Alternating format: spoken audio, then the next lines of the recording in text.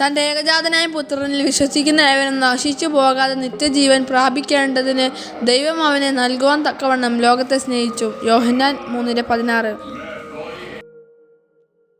നിങ്ങൾ പ്രത്യാശിക്കുന്ന ശുഭഭാവി വരുവാൻ തക്കവണ്ണം ഞാൻ നിങ്ങളെക്കുറിച്ച് നിരൂപിക്കുന്ന നിരൂപണങ്ങൾ ഇന്നവ എന്ന് ഞാൻ അറിയുന്നു. അവ തിന്മയ്ക്കല്ല നന്മയ്ക്കത്രയുള്ള നിരൂപണങ്ങൾ എന്ന് യഹോവയുടെ അരുളപ്പാട്. യിരെമ്യാവ് 29:11.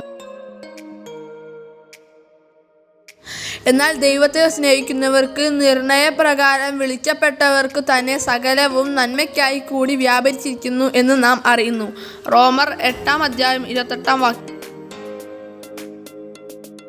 നിന്റെ ദൈവമായ യഹോവ നീ പോകുന്നിടത്തൊക്കെയും നിന്നോട് കൂടെ ഉള്ളതുകൊണ്ട് ഉറപ്പും ധൈര്യവും ഉള്ളവനായിരിക്കാം. ഭയപ്പെടരുത്, ഭ്രമിക്കുകയും അരുത് എന്ന് ഞാൻ നിന്നോട് കൽപ്പിച്ചുവല്ലോ. യോശുവ 1:9. ആമേൻ.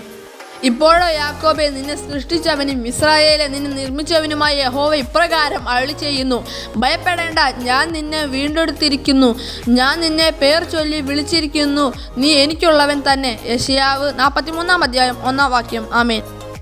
ദൈവം തന്നെ സ്നേഹിക്കുന്നവർക്ക് ഒരുക്കിയിട്ടുള്ളത് കണ്ണു കണ്ടിട്ടില്ല, ചെവി കേട്ടിട്ടില്ല, ഒരു മനുഷ്യൻ്റെ ഹൃദയത്തിൽ തോന്നിയിട്ടുമില്ല എന്ന് എഴുതിയിരിക്കുന്നത് പോലെ തന്നെ. 1 കൊരിന്ത്യർ 2:9. ആമേൻ.